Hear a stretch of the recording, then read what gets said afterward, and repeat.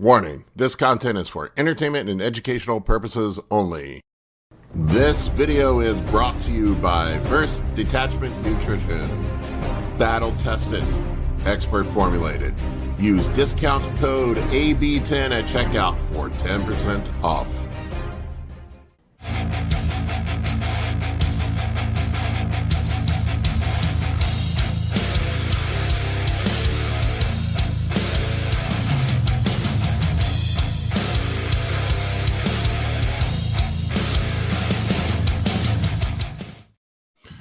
What's up, guys? Sorry about that. I was struggling with pushing the right buttons to get started.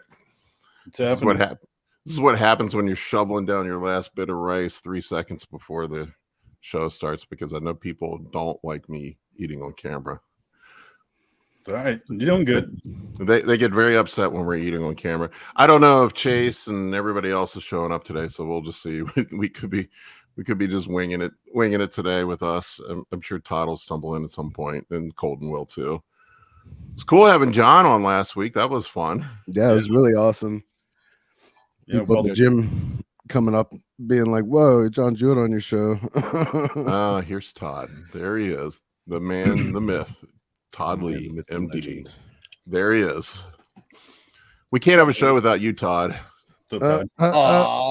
You're the star of the show, man. Everybody every week is messaging me, is like, what's Todd going to say this week? I like that Todd also enjoys like the fact that we get to come up with a little byline for our name every week. Yes, I like yours this week. That's pretty good, bro. Yeah, because when Paul said it the other day, he was like, with the asterisks. I was like, with the asterisk. well, that means you either got it in class in masters or you got it in physique. I know. I feel sort of guilty about. There's a dude at our gym, Brandon, who's just like the dude would be top 5 in any pro show and open, and he just keeps running up against the toughest dudes. Well, he insists on it because he wants to win against the best. Yeah, I got to get Brandon on here sometime after the North American. Sorry, He must be young. He must be under 30. Yeah, he's right at 30. Yeah, that's why. Yeah, he hasn't had life beat all the self-esteem. But I'm like, it would be looking like a true cynic. I'd feel guilty if I got my pro card before he did. This dude's a million times the bodybuilder than I am. Oh man! But I have to pull. I'm trying to remember, and I apologize if I'm wrong about this, but I think he lost to Nick Walker. Got second to Nick Walker, then he got second to Stu last year. So just running up against top just tier. bad luck. Todd, what did you when you turned pro? What weight class were you in? I was a middleweight, but I beat the light heavies in the overall. Oh, nice. Yeah. So I got 3rd overall rather than 4th overall, even though I was a middleweight, which meant I didn't need to pull down to middleweight. I was 190 and I stuck down to 176. This is Brandon. He is, if I can get it to come up, he is ridiculous. Dude's got a crazy physique. I don't know if it's going to show him or not. Hang on. There he is. That's a big boy. Yeah, he is not small. He's the biggest dude in our gym, I think. Hands down. Yeah, yeah. I don't know what he was. Well, that's not recently, but I think he was like 280, 290 there. I think if I put maybe 10 pounds on, mostly my legs, I would look like a mini version of that. Yeah, he's great waist. Yeah, dude should be a pro. I mean, with a similar build. It's just that he's obviously got way more mass. I mean, he's probably like 6 inches taller. What is Brandon? You think Colin 5'10", 5'9"? Yeah, somewhere in that 5'9", 5'10", maybe 5'11" range. He's not that tall. Just a humble, hardworking guy, man. There's nobody I see in the gym that works harder than that dude. Is that your gym he's training at? That dark place? Mostly, yeah. That's our posing room. Yeah, we got a badass posing room, man. It makes me want to come down. You should, dude. Come down and hang out, man. Does he work with Justin? Is this no? Oh God, what's the guy's name? The guy in Pittsburgh. The guy coaches Dougie Flex. I can't remember his name off the top of my head. Morgan. Mhm. God damn it, I can't remember his name. I'm gonna find it. Now I'm like a dog with a bone. Morgan Rice, that's who he works with. Yeah, he looks great. Yeah, Morgan's kind of, from what I understand, is sort of just he has a reputation for taking dudes and taking them from being light heavies up to super heavies. That's sort of his thing. He gets people huge. Man, I don't know if you guys saw it or not. Do you see that moron Cali Muscle? I'm probably terrible saying that. That moron Cali Muscle one with the anabolic doc this week. Mm-mm. No, I didn't. Oh God! He had a heart attack the same day Sean Roden did. What was that? 2-3 years ago? Yeah. And had to have multiple stents put in. Did you ever watch any of his full day of eating, like where he would just eat nothing but fast food all day long? Yeah. I know. I seen that. Well, he was on there. He was talking about, how he had all these blocked arteries, and he's doing this watermelon diet where he's only eating watermelon, and that because he's doing this watermelon diet that he is completely stopping taking all of his heart medications, that he doesn't need them anymore. And the anabolic doc was just sitting there shaking his head. It's like, dude, what are you doing? No. Yeah, that's not wise. I'm like, what a moron, man. Why? I mean, we'll be reading about him at some point, but his diet, I did a thing on his diet some time ago. It's funny because everybody was like, oh, it's the steroids that caused his heart attack. And I'm like, no, it's his trash effing diet that did it. Yeah, I don't know how some people can get multiple, junk meals, fast food in a day. It'd wipe me out. That'd wipe out my digestion for a day or so, if you're not used to it, especially. I can't even, last night, I'm 3 weeks into prep. This is the first cheat meal I've had so far. I haven't felt the urge for a cheat meal so far, but I had one last night, and it was just a steak, potato, and I had the Caesar salad, and there was a little too much dressing on it, and just that upset my stomach. Yeah. Yeah, the high fats will mess me up for sure. Like I can extra carbs won't mess me up, but the fats will just slow me down, and I'll be on the toilet literally all day. It's funny, like if going to like Outback, right? I don't feel guilty eating all the bread that they want to bring you or the mashed potatoes. It's the Caesar salad that to me is the cheat meal. That was, so much fat in it. People think is the healthy part of the meal is what I think is the most Mm-hmm. Oh my God. I remember having this argument with some of my family members that, like we need a salad to make the meal healthy. And I'm like, a salad with a bunch of dressing is not making the meal healthy. No. It's probably one of the most calorically dense things in that meal. Yeah. Well, it's funny. They got some, I'll use once in a while the low fat, near zero fat Italian dressing. It's like 15 calories for like a 30 ml serving. And that tastes just fine to me. I couldn't imagine having 200 extra calories of just basically fat and ranch on top. It'd ruin it for me, I just can't do all the fats anymore. Yeah. My favorite dressing used to be the fat-free Italian that was at the dollar store. Couldn't get it anywhere else. It was only the dollar store brand. It's just like, I don't know, the industrial waste off of a Chinese shipping yard or whatever that they just collected and put in like some oregano in it. And it was, man, those are the days when you had so few calories that you had to like budget them like that. I used to like the really strong peppercorn, kind of like ranch. Have you ever had what is it, peppercorn? I mean, ranch and pepper. It's a good one. It's just, I don't know. So I veered away from pepper in general because I got sick of the peppercorn thing. And then I started just putting the shitty, cheap black pepper on my chicken, and it tastes great. Yeah. So it's something about the peppercorn that I just don't like, but I do like the ranch peppercorn dressing. Like at Quiznos, they have like the prime rib sandwich that has the ranch and peppercorn or whatever it is. And that dressing's delicious. If then says Cali Muscle is like the freak athlete that never practices or works out and gets injured. Oh shit, we're live? I thought this was before we even started. Nah, dude, we're live, dude. What did I say? Anything? I wasn't. No, you haven't offended anybody yet, okay. Todd. The day is It'll come. It's just a matter of time. I should just voluntarily turn the monetization off on this video. Did we get demonetized last time because John said anal? No, that one survived. So sodomy is not okay, but anal is.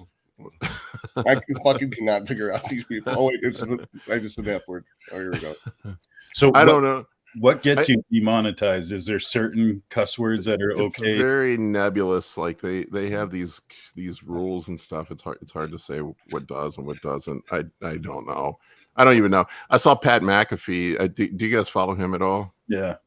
He has one of the largest YouTube channels. He talks about NFL stuff, and he was just saying, he's like, I'm not stopping saying the F word. That's not happening. Which word? The F bomb. Oh, that's not even that bad anymore. Like that's at the very bottom of the list. I know it cracks me up, man. The stuff, dude. People on social media, the more popular I get on social media, the more I see the dregs of humanity. It's funny, like these people that message me and want to argue with me. I'm like, bro, like how much time do you have in your day? Seriously. The post I put up the other day with like the 5 steps to getting huge, which were really basic. Like one of them was, I thought the least offensive part of it was eat meat and rice 5 to 6 times a day. And that I said, you can't do it slamming Quest bars and fast food and protein shakes. And oh my God, the if it fits your macros crowd was so upset with me. Like, please explain how it doesn't promote growth. I'm like, all right, I'll give you a simple challenge. Just try eating regular food for 2 months and then do your shit diet for 2 months and tell me which you look better on. Yeah. I see it all the time. Like every client I work with that clean up their diet, they look better. Always. It's that simple. I mean, if it fits your macros, like it's like literally trying to have your cake and eat it too. Yeah. Like you're like, I can skip a couple meals of chicken and rice and then have that peanut butter chocolate pie with dinner because it fits my macros. Right. Yeah. Okay. But you're wild if you think that your body composition is not going to suffer as a result. Like well, Dave, you've been working with me for over a year now, man. You've seen it. Yeah. Yeah, I mean, I think it comes down to your food selection. If it fits your macros, doesn't mean anything. Like right. I have clients, they'll have processed breakfast sausage, or they'll have processed this, that, and like, yeah, if you're looking at the nutritional label, the nutritional facts on the back, you might be able to find a way to squeeze it in theory, but the processed food might throw off digestion. It might, it might be more not the right kind of fats we want to be counting. So yeah. I don't know. I just people perplex me, man. I'm literally here trying to tell you what the formula is to get big, and everybody wants to argue with you about it. People want to argue with you about shit like that when you tell them what they don't want to hear. Yeah. Like you're not telling them what they want to hear, so they're like, I don't want to hear this. You're wrong. You must be wrong. I don't want to hear it. Well, the whole food thing, it's like I dare you to eat nothing but Quest bars for a month and let me know how your gut health is. I've known a lot of bikini girls that do that, and then they always have what do you call it, big bloating problems. Yeah, no shit. They're miserable. I did a consult with a guy who I'm like, send me your diet. He was telling me, I don't know what's going on. I can't make progress. I'm like, send me your hey, what's up, Colton? Hey, what's up, man? I'm like, send me your diet, bro. I'll take a look at it. And it was nothing but Quest bars and protein shakes for his protein. And I'm like, dude, what the fuck, man? How are you gonna is there anybody on the Olympia stage eating that diet? No. There you Hunter Labrada. Yeah. Supposedly he cleaned it up this year and then he looked a lot better, right? He got smaller. Yeah. Yep. Yeah, there's a huge difference. And he's holding much less water. He always used to look so inflamed, and now it's like he's actually well, he probably dry. Was. Yeah, I can't imagine. See, Marty, if you only eat nothing and tears, then the Quest bar is delicious. If you go from actual calorically dense food to Quest bar, oh no, then it's pretty gross. You choking on your chicken shake, Todd? This is Chex or Crispix. Oh man, you're gonna get murdered on the comments later. Every time we eat on air, people freak the fuck Oh, out. they don't like it? Why? Oh no, they hate it. Because they can hear it? Yeah, they can hear the crunching. Oh, fuck it. I'll just Imagine if someone was wearing headphones. It's like a little bit of ASMR. Yeah. Hey, Oh, talking about the if it fits your macros. Did you guys see all the talk about that Sam Sulek kid that Fuad signed with the Oh yeah, gallon of milk diet? Yeah. There? Yeah. his I mean, skin that's looks. an example of like, I understand you're hitting your protein goal, but do that long enough and tell me how you feel. Like, it's just a matter of time till it's not sustainable for you. And I'm He's young; he can get away with it. I mean, what is he, like early 20s? That like, he's an exception, not the standard. Like, he's not what you should be doing. He's an exception. Dude's obviously genetically much more inclined than most people. Yeah. Yeah, and when we're 21, we could get away with a lot too. Like, you know, if it fits your macros, might clean up someone's diet and get them. I mean, he's a freak. I think he's like 21. Yeah, I think it's 21. Yeah. I think when I was that age, I used to drink a half gallon of chocolate milk before I trained. That was my Doesn't really have anything up. Yeah. Yeah, he's a big ass kid. Yeah, it's ridiculous. I mean, whatever he's doing is working. So he's the exception. Yep. Yeah. Imagine that half a gallon of milk in a C4 pre-workout. You're going to be running to the bathroom in 5 minutes. Oh God. Yeah. Colton and I were talking about it the other day when we did our little thing, the coaching to the mean. It's people. I get these people. God, I had somebody arguing with me about not needing to eat clean. They were saying Chad Johnson, who used to play Ocho Cinco, literally ate nothing but McDonald's his entire career. That's like junk food. And I'm like, he is a genetic outlier. He's literally like a 1 in X many thousands of people. It is so statistically irrelevant, it's not even worth considering. Yeah. Yeah. And consider his training too. Consider his training too. Like, he might be able to get away with it because the massive amount of cardio and, 2-a-day practices. And these guys aren't just doing, 2-hour workouts. They're literally all day picking at some sort of physical activity, even walkthroughs. I played football growing up, and just walkthroughs is going to be quite a cardiovascular event for many people, And I think to myself, man, imagine if he had eaten a structured, clean diet, what he could have done with himself. It's the first thing I think of. Yeah. People always love to point to the genetic outliers. Well, this guy did it, and I'm like, well, you're not that guy, man. Mm-hmm. You're not Ronnie Coleman. You're not Chad Johnson. You eat McDonald's all day long and let me know what your physique looks like. Well, you know what you call that? It's grasping for straws, man. Because you know that you got no argument. You're like, well, yeah, but Ocho Cinco ate McDoubles, so and he and I mean, we're basically twins. Diet conversation is the one that I have on social media that seems to broadly offend the most people. It is so weird. People treat so upset diet about like dogma. Diet. They treat diet like dogma. That's why they get so upset. It's like you're upsetting. It's like you're insulting their beliefs. Like I tell you shouldn't eat keto. It's like I'm calling you a bad Christian or something. It's equivalent to like religion or politicians. It's so weird. Because it's like we know so little about nutrition beyond you need X amount of protein, X amount of fats, and you can kind of fill in the rest with carbohydrates. Like, realistically, like saying anything beyond that is a gander at best. And we're talking about biochemistry versus nutrition.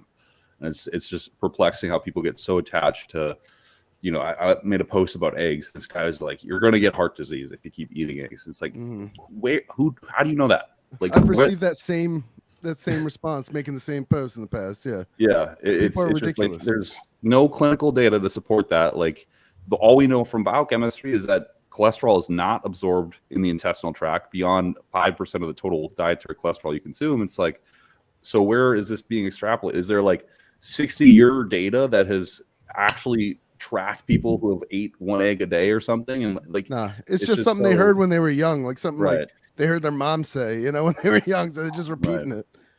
So one thing I think is strange is I have not had any fights on the internet all year. Well, Todd. And it's what the hell? I know nobody picks fights with me except for Victor. I was gonna say that's the one exception. And he doesn't do it on my platform. He only does it on his where he can delete my responses. or like chop them up and repost them. But I don't have people give me shit about anything anymore, even in my comment section. Sorry, that'll change now that you just opened your mouth. I don't mind a respectful debate. Like, if somebody wants to argue with me, it's fine. I'll have it. But if they come at me being a straight jerk, I just block them anymore. I don't even waste the time. No. Yeah, like I love a good discussion, and when someone can ask genuinely really good questions, I get like a boner. But it's the people who don't bring anything to the conversation that are like, "What? You're wasting your time, dude." Like, don't bother me. I had some dude getting upset because I was promoting First Detachment at the end of my videos, and he's like, "You're such a shill. I'm going to unfollow your channel." I'm like, "I'll save you the trouble, man. I'll just block you." Yeah, go. Don't worry about it. Why? What? Because you were promoting any brand? Yeah, he's like, "You're promoting useless supplements," and I'm like, "Dude, I literally mentioned it for 3 seconds. I'm sorry to interrupt your day, bro." Yeah. Scroll on. I will say that people used to attack Valhalla Labs all the fucking time, but they wouldn't have attacked Valhalla Labs on my page. They would attack Valhalla Labs on Valhalla Labs page. It's just that there's a distrust in the supplement industry. Oh, I mean, rightfully so. I mean, the supplement industry has been horrific over the years. I just think if somebody trusts Paul enough to give them advice on everything from, nutrition to supplementation to, how to work out and everything in between, that maybe they might trust him. They might extend that trust to the fact that, like, if he's going to mention a product, he probably believes that it works well. Just, I don't know. Is that crazy? Shit. The whole supplement thing, though, I remember. I mean, I don't know. You guys really aren't old enough to remember it. Well, Todd is, but the muscle magazines back in the 90s. Oh my God! Everything was every bodybuilder was natty. Nobody took any steroids, and it was all metrics and Twin Labs is the reason why they were huge. Yeah, BSN. Yeah, I forget what pro bodybuilder it was. It might have been Dorian. I don't remember. One of the guys that said that he read an article about his diet and training. It was either in Flex or Muscle Mag, one of the big magazines. Yeah. And he said it was literally nothing. He was just completely made up. Yeah. I'm pretty sure that was the guy who has other podcasts. JD, I'm forgetting his name. The guy who's Mr. What's that? Ron Harris? No, it's he has the other podcast. He's yes, that's him. Yeah, I'm pretty sure that was him. He was talking about like how he was reading what people were telling that he did, and he's like, I didn't do any of this shit. Like, it was all completely made up for the magazines. I remember people think there was misinformation. Now, Jesus, man, nobody admitted to taking anything back then. When I started, it was just complete bullshit. All of it. Yeah, it was such bullshit. It's like my favorite was like the Muscle Tech ads. It's like add 8.8 pounds of muscle in just 20 days. And it was like, because what they did is they would measure how much your lean body mass increased, but really you were just holding water. Mm-hmm. Oh, what was the guy? There was that kit you could buy back in the 90s. Was it Muscle Tech? The kits that you could, their mass gainer kit, and they had that crazy before and after picture with that one pro bodybuilder. And I remember him talking about how they paid him to come off everything and not train for like 2 months, and then he went back on gear, and then blew back up, and they used that for his before and afters. That's terrible. I mean, it would work. That's pretty normal. They used to do that with Lipo 6. They had some dude who was off season, and then they had 12 weeks later, and he was stage ready, and it was basically like, and he used Lipo 6, but that wasn't all he did. And it's but I didn't know that at the time. I think it was George Carlin who said, if somebody talked to you the way that advertising messages you, like advertising talks to you, you'd punch him in the face. Like, right. Goddamn, advertising is such fucking bullshit, isn't it? Marketing, like they're just like crafting lies. Like they're professional lie crafters who know how to craft a lie so well that they attack your psychology, to sell you something. And they're very good at it and effective. Yes, it feels like dark magic, And I told the guy this at like when I was at Mind and Muscle, and there's the guy who is the marketing person for LG. And I said something that's like, well, basically your job is deception. And I didn't say it in a attack. I just made it as like a statement of fact. Like boys have penises, girls have vagina. And he had the same type of response that a certain community would have. He like flipped out and started getting mad, saying, I'm not lying, blah, blah, blah, blah, blah. And it was just like, and so like I tried to ask him some questions about the products. Didn't know a fucking thing about them. He's like, this one causes you to get harder and this one causes you to get bigger. I'm like, how? Right. He's like, it does. I was like, how? And then I got on the dry erase board and I showed him how what he was saying was supposed to work. Like, this is the theory that these statements were made off of.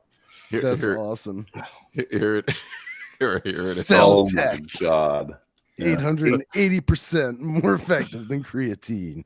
Which man, it so was good. creatine. Celtech was creatine, wasn't it? I can't believe they did man. that. It's fantastic. Yeah, 75 grams of pharmaceutical grade dextrose, And 200 like- milligrams of insulin, potentiating nutrient alpha lipoic acid. It's like literally anyone can do this con, you know? Yeah. All you have to do is just like completely abandon, you know, your morals and your scruples, and then anyone can do this, right? Just take advantage of the lowest common denominator, the most vulnerable amongst Coaches our do it a lot, society, man. who Like, won't coaches see will do that it's a shit all the sham, time. and just take their money. Oh, you know, and don't feel bad about it. on the That's so coaching thing. fucked Oh, up. you're 100% right, Colin. Yeah. I see all these coaches that have these they these overcomplicated, over like sciencey stuff, and then they get people hooked in on it, and it's really just the basic shit that works. Yeah.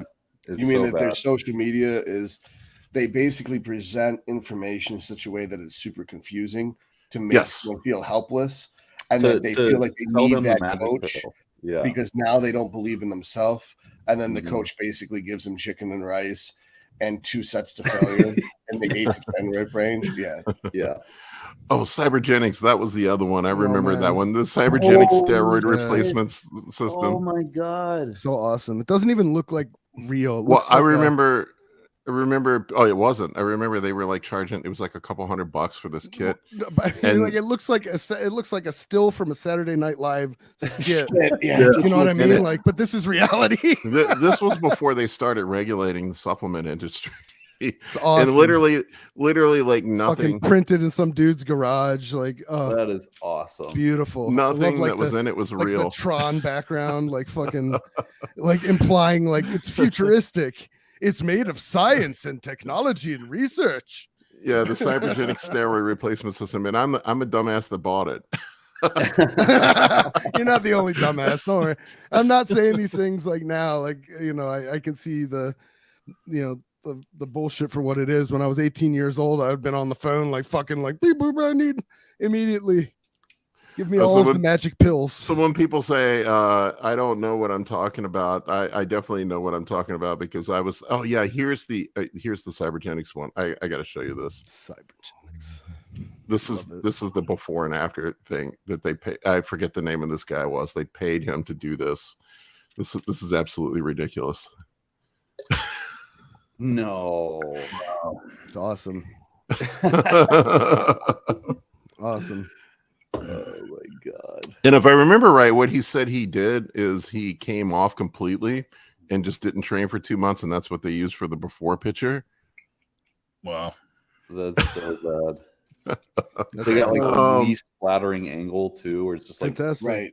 yeah. And it's like he doesn't have the tattoo either. Right. Yeah. So it's clearly like it was happened clearly before 10 weeks. That's pretty funny. I didn't notice the fucking tattoo. That's I didn't even hilarious. notice that, Todd. That's a good That's one. so fucking funny. It's like Jesus you're not Christ. even trying. It's just so I mean, bad. It really it's the shit like that. It's like they're trying to eliminate anybody with half a brain. Like honestly, because like that's not who they're after. You can keep that monthly recurring revenue flowing in from dummies, you know, once you get them on the hook. It's like the Nigerian print scam, like all the scam emails, they always have a lot of spelling errors and misplaced like, you know, I gotta find grammar this one. mistakes because they're trying to weed out smart people. They don't want Yeah. smart people to play the game. They want dumb people. Yes. I wish that I could do what Lee Priest did. Just fucking eat KFC and not take anything. Hydroxycut. I bought hydroxycut. I'm sorry. Get up to Well, 300 calories. hydroxycut was real, And then man. you- It had like 100 milligrams Yeah, of it's ephedrine in it. That shit worked. Yeah. I had hydroxycut and ripped fuel. You remember ripped fuel? Yeah. Remember Oxy Elite Pro? Yes. Yeah, I think that was like the first DM 1,3-dimethylene product there. Mm-hmm. Shut up. Yeah, I'd take that just for the energy. Well, everybody knows the Lee Priest Oh, yeah. hydroxycut one. I mean, that one's famous. Yeah, didn't he just like eat KFC for a He fat ate fucking minute? KFC and McDonald's, would get up to 300 pounds, natty, and then he would, and then he would do 200 milligrams of test and 400 of Deca, and something like that, and that's what he would look like. That is funny as hell. Yeah, that was I love it. before and His after arms are the same hydroxycut. size, his shoulders are the same size, his traps are the same size, and he just goes from looking like me to looking like Lee Priest in like Yeah. fucking. I love the before and afters too that are obviously shot on the same day. They're just different posing. Oh, Like, yeah. Oh yeah. slouch their shoulders, hunched over, and then all of a sudden they're just looking, Like perfect. bigger, stronger, faster. Yeah. How they did the example in bigger, stronger, faster. They Yeah. shaved him, spray tanned him, put Yeah. some oil on him, and had him hit a pose. Mhm. Yeah. He looked so Yeah. much better. You gotta have Yeah. a tan. Yeah, every time. Yeah, Mark. Yeah, Marty Craze Hydroxy- wasn't meth. I think. Oh, maybe Craze was, but no. Wait, what was the purple one? I think it was called Craze, and it was like Adderall. It was so effective that I would do like a half a scoop of Craze. I forget And the you could, company that study made it. like crazy on it. Mm. It was so Oh, good. this one. I don't I remember don't this think one. Jason, when 19 Nora Marcus Roll ad. I don't know that one. I have to see if I can find that That one. one doesn't ring a bell. I Who's love that Marcus supposed Rule to though. be? Martin Sheen, AI generated. Love that video of Marcus Rule just like walking through the grocery store. It's a classic. Yeah. Oh, that one. Farting and buying Farting, groceries. buying groceries, and smoking cigarettes in the parking lot. Like, Ripping What- butt the second what- he got out. what Yeah. is just? My What's idol. it reminds me of that like Hunter S. Thompson quote. It was like, what, it was like too weird to live, too rare to die. That was Marcus Rule. Marcus Rule smoking cigarettes between sets on squats. Yeah. Yeah, I'll fully admit I failed. I fell for one of the ads there, like the before and afters when I was real young, and it ended up just being a fiber product. Like it was Nice. just a fiber replacement product, but I was like, it makes a lot of sense. They're convincing me quite well on this ad, so I ended up buying it, and the stuff was just so god awful to drink. And I'm a robot. I can eat the desk if I had to. If you told me it's going to get you jacked, but this stuff was so bad. A fiber, I just couldn't handle it after one scoop. It was like drinking plaster. So when I was a kid, there was this stuff called sneezing powder. So I bought it, and my mom's friend was like, "Is it just pepper?" And then I opened it up, and she's like, "This is bullshit. It's just pepper." But it made me sneeze as soon as I opened it up. So I understood right then a very valuable lesson. So for those of you that say I'm a shill for promoting First Detachment, you guys have no idea how bad supplements used to be. Yeah. We actually have supplements that work now, some of them anyway, but I mean there's still a lot of garbage out there. A lot of these the fake steroid stuff. I don't know if you've seen those. Oh, yeah, They're all over the everywhere. place too. You mean SARMs? Everywhere. No. They'll change the name like Decabolin or stuff like that. Dude, there's still plenty of Prohormones that are just being altered and sold all over the place. I see them everywhere. Different Prohormones that like make a tweak so they can finally sell it legally. Yeah, it has to be that actual chemical composition has to be banned individually. If you add a hydrogen or add a methyl group in a non-functional location, then you're free to reign. You can just release it, but there's no way to test it. It could be worse. It could be not beneficial. It could be harmful. But on paper, it's the same. Yeah, but they don't care because it sells. Because as long as Right. it sells, it don't matter. That was LG's business model: is we don't want repeat business. We just want to get if we made $50 off of 10 million people, that's $500 million. Yeah. you just hit as many people with it as possible and hope that they buy it. Call that a pump and dump, right? So, or something like that. Exactly. Yeah, if you're just gonna con them one time, as opposed to the long con. It's placebos do work. Yeah, it's no different than the investment industry. Like people talk about get rich quick, and it's like everyone thinks it's the magic pills. They dump a bunch of their money into a cryptocurrency or this investor that says they'll manage their money appropriately, and they get wrecked. It's the same concept, you know. It's like people want the magic pill. It's going to get them to the end goal that they want without any work, and it's just like so unreal. No, so unreal. It's funny too. It's like say for a moment that they took said investment risk on said cryptocurrency or said investment with the person who's going to manage their funds, and say it paid off, right? Say it paid off and they got paid. Like, do you think that with that 20 million whatever result in hand, that like they're happy now and that they're going to have a good life? Right. I don't know. Yeah. I don't think so. I wouldn't put my money on it. Maybe not. Yeah, you hear a lot of depressing stories about that, honestly. Like, it's true for sure. Yeah. I mean, like, I'm not saying I don't want the universe to hand me fucking $20 million, but I'm just saying the idea is like, you're not necessarily better off for getting handed, the victory without the toil, Colton and I were talking about it the other day. Everybody loves a shortcut. Shortcuts sell. We crave it. I mean, it's natural to want to, take a shortcut, and we all want to take the path of least resistance. But I know Paul's heard me say this before many times. Like, there's a path, there's the easy path, and there's the right path, and rarely do the two intersect. That's just the way it is. Yeah. Todd, people are disappointed with your business casual look this week. You were dressed to the hilt last week. Yeah, they're disappointed with my business casual. Daddy John isn't on this week. He doesn't have to dress. He doesn't have to dress up. I like this. There's I got the white and the white. Like I picked this outfit out. I think it's fresh, Todd. Yeah. I think it's fresh. I was most impressed. It looked like you combed your hair. I liked the shirt, but it looked like you spiffed up the hair. You're looking fresh. Yeah, I tried. I was like going for school pictures or church or whatever. You did good. You did good. School pictures. That's funny. Dude, they used to try to force me to comb my hair, and I just didn't understand that every year the picture would come back and my hair would look like shit, and I was the only one who had the hair. And my mom's like, I paid money for these. You're retaking these. And I was like, okay. And I never learned. Like, I do it every year. Just no. And I would they'd hand me the comb and I'd throw it on the floor. Like, I wouldn't do it.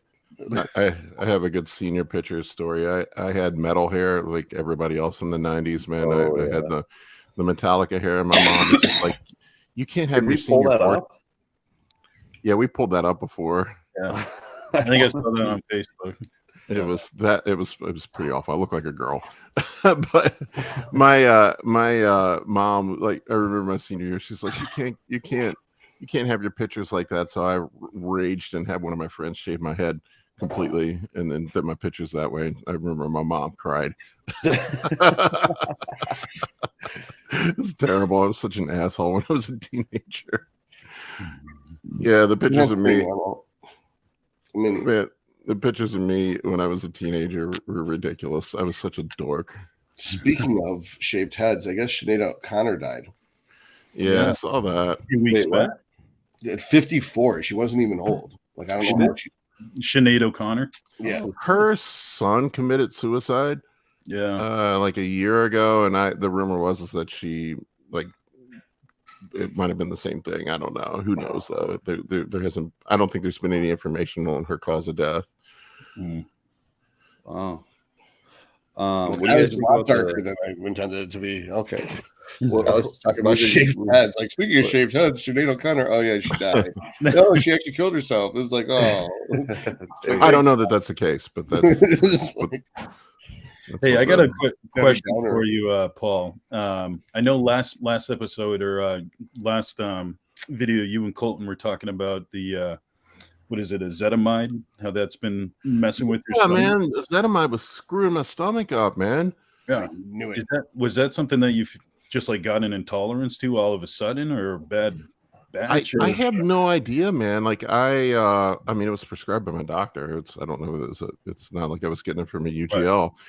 I just the longer I'd been on it, my appetite just went to complete shit, and then I started having these raging fits of diarrhea. And I was telling Justin about it, and Justin's like, "Man, I've been having the same thing going on." And I'm like, "Dude, I'm gonna do an elimination diet. I'm just gonna pull everything out, all my supplements, eat nothing but chicken and rice, and I'm just gonna add one supplement in back at a time and see what happens." And sure as shit, as soon as I put the ezetimibe back in, I got sick again. I was curious. I thought about this after we had that podcast, but did you also remove telmisartan at the same exact time? I removed all of them, and then I slowly reintroduced. I put the telmisartan back in first. It was fine. Okay. And then when I put the ezetimibe back in, then I got sick. Okay. So I don't know if you were thinking like potassium maybe issue. Yeah, like that's pretty common, and I don't know. It's just strange. I don't often hear that, but again, I'm not working with, again, not mean to besmirch you, but like older dudes, so there could be something with that. Yeah, well, I have a super sensitive stomach too, but Justin said he had the same experience. He said he pulled it out and his stomach issues went away. I have seen a lot of guys that are running telmisartan after a period of time that are becoming hyperkalemic. I have seen a lot of that lately. Yeah, especially in prep. It seems to happen during prep. How long do you wait? How long do you wait after you've pulled it till you start putting things in and giving it time? I was doing a few days in between. I thought maybe like my fish oil was rancid or something like that. I wasn't sure what it was. I literally just did an elimination diet. I started just eating chicken and rice only, and then just slowly added shit back in and my supplements. Yeah, I thought maybe it was the berberine, but it seems to have been the ezetimibe. And now that I've mentioned it, I've had multiple people reach out to me and had the same issue. Wow, that's very interesting. Yeah, it's interesting how it just crept up like all of a sudden, because you've been using that for a period of time now, right? About a year.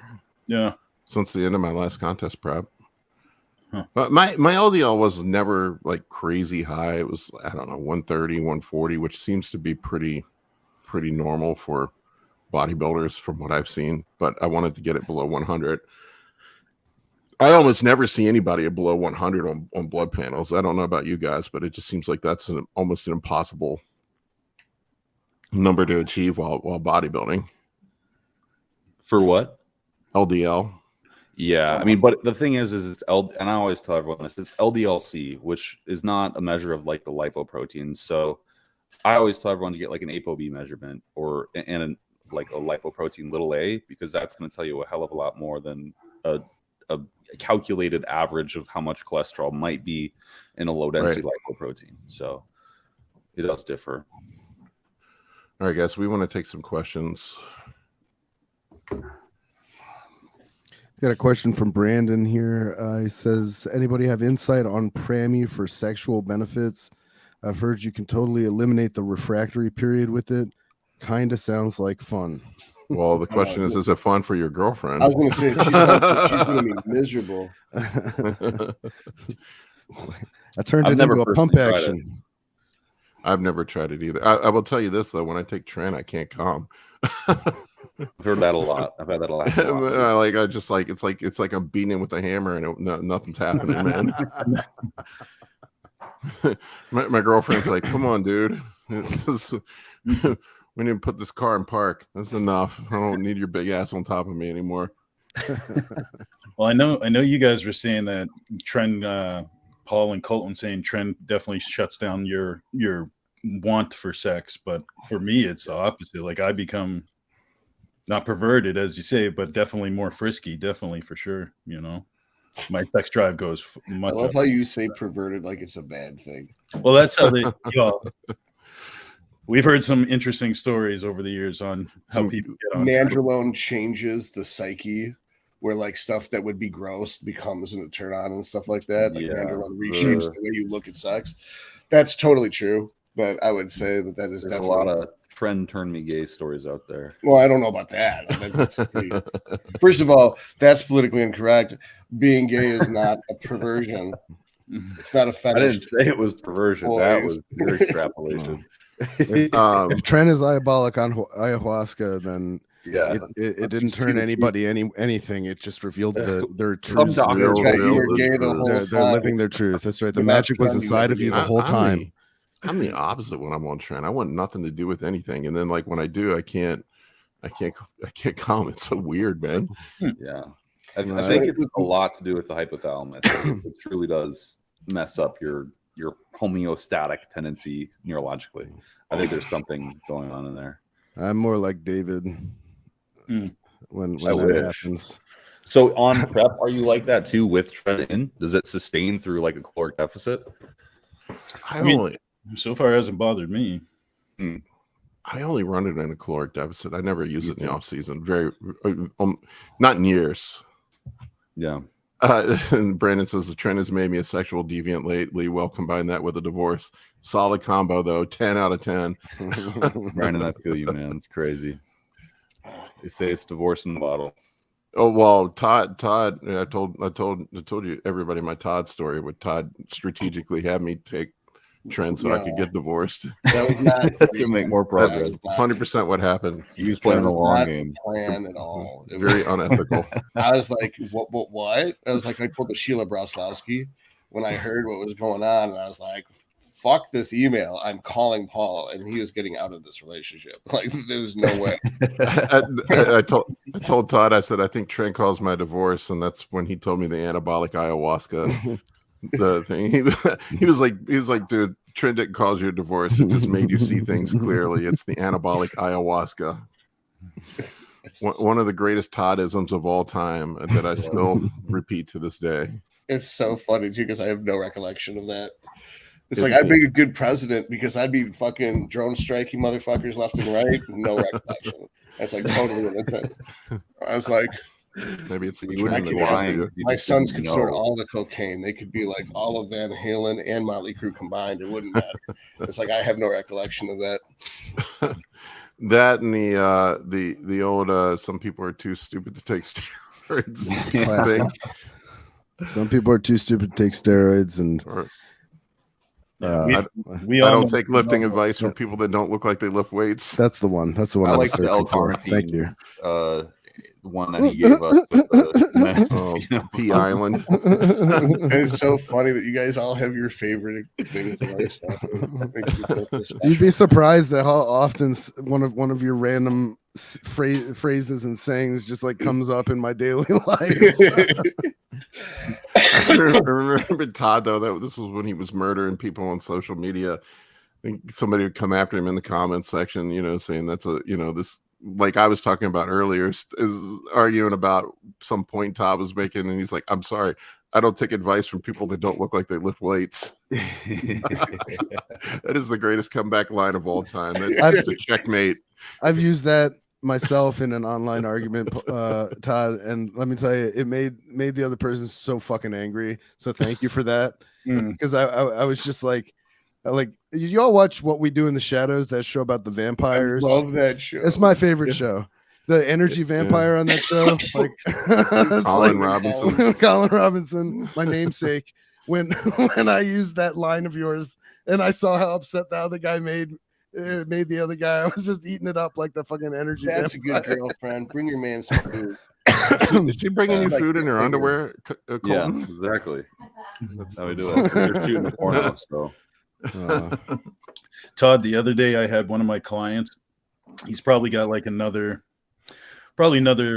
60 pounds to drop, just fat loss. And he sent me a video and he goes, this guy was pretty convincing that I should probably up my testosterone and add growth hormone to just speed this process up. And let alone he's doing great as is right now. And he sends me one of your videos. I'm sitting there waiting to just debunk this person. And so I can tell him, just don't worry about things and complicate it. He sends me one of your videos and I'm like, oh, you can definitely kind of take what he's saying to the bank, but we're not going to jump on, we're not going to blast your test and just find some growth. I don't think I have a video that says he needs to up his test. I just was like, you're running on one leg if you're using just test and not GH. Yeah, I think it was just a test and growth explanation on fat loss and test and growth. I didn't watch that video, so I wasn't too sure. And it was also a video about building muscle, not about losing fat. It's just funny how they hear what they want to hear. Yeah. I just thought it was funny. It was you that he sent up. He's like, "You ever heard of this? Ever heard of this clown?" Existence. Oh, you go ahead, Paul. Oh, he was saying, I never understood people saying Tren makes them horny and raging as fuck.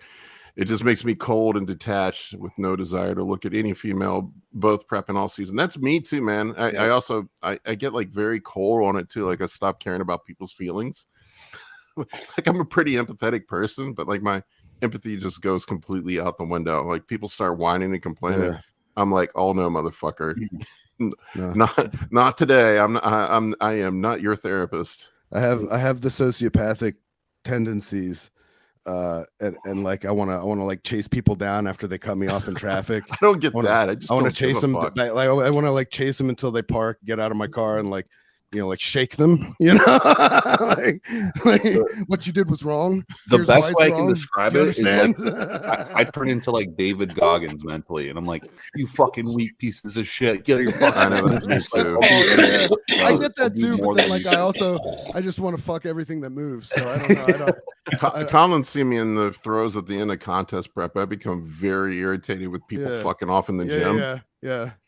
God help you if you're like a teenage child, like looking at your phone between sets on a machine that Paul wants to use when he's in the final throes of his prep. Like, he's got no patience. Like, I'm like, motherfucker. I'm not fast enough. He's like walking up to some like kid. He's like, how many sets do you have left? You're gonna love this. You're gonna love this. So at my gym, there's cup holders on each of the pieces of equipment. Like there's actual cup holders, like it's a Buick. And so like when someone's lifting on a machine and I want to use it, I walk up and I put my shaker cup in the cup holder. And they usually just look at me and they end their set and get up and walk away because I don't take my headphones off and say anything.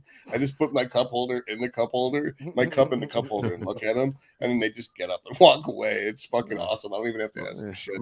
My go-to line is, how many sets of Instagram do you have left? Yeah, how many texts you got left? Yeah. Hey, bro, how many sets of Instagram you got left? And they look at me and they're like, that poor kid last year, that one kid that was fucking off on the pack deck machine, and I just lost it on him, man. Yeah, I mean, to his credit, he still goes to the gym. Yeah, I still see him around. He's still fucking off on machines. Well, that's why he grew so much this past year. That's why I laugh. This is another thing I wanted to talk about. I got to make a video about this, but the whole overtraining thing, like everybody just being terrified of fucking overtraining. I literally make it a point to look around the gym, and I almost never look around and see people where I'm like, man, bro, you're going too hard. You probably need a deload and take a day off. I just don't see it, man. I don't. There's like nobody at the gym that's at risk of overtraining. Very few. Big Brandon might be one. Well, when you see some people overtraining that they're at risk of accumulating injury, you hear them like, oh, this is jacked up, that's jacked up, my hip, my knee.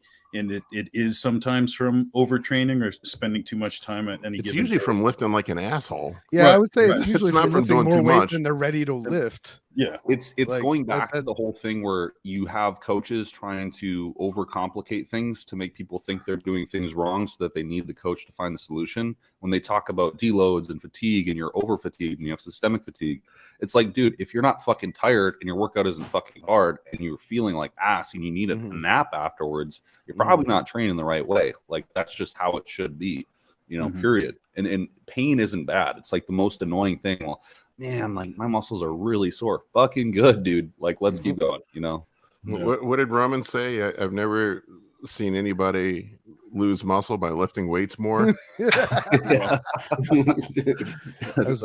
was very well said. Yes, I think that's what I think that's what I don't know. It just boggles my mind that everybody thinks they're overtrained anymore. It didn't even used to be a thing like 15-20 years ago. We never talked about deloads or overtraining or any of that crap.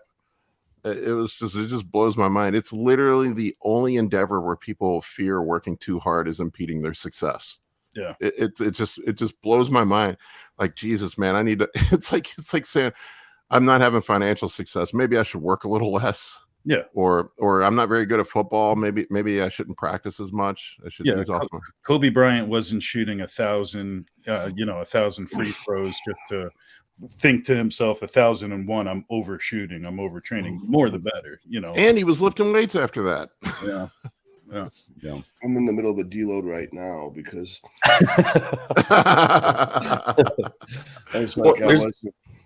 there's application. Like, I don't want to be like an asshole and say like there's no fucking app. I was going somewhere with this. Like, so I go in there and I'm doing I'm trying Mike Israetel's deload protocol, right?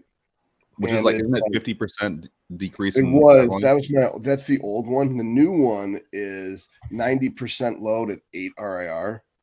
So the app keeps track of what your RIRs are. So I haven't been following the app, but I've been plugging the data into the app just to get the feedback to know what the app thinks, and I just don't listen to it.